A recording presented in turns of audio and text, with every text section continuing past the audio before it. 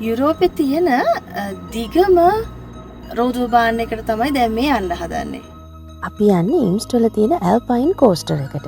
මේක තමයි යුරෝපේ තියෙන මම හිතන විදිහට ලෝකෙමත් ඉන්න දිගම රෝදල් බාන් එක.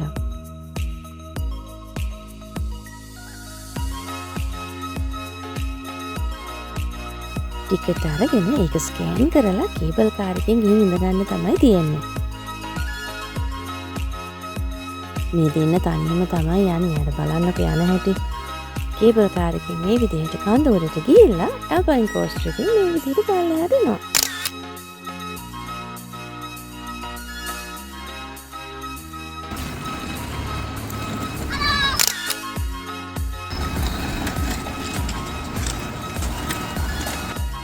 එහෙමනම් අපි ගිහිල්ලා එන්න.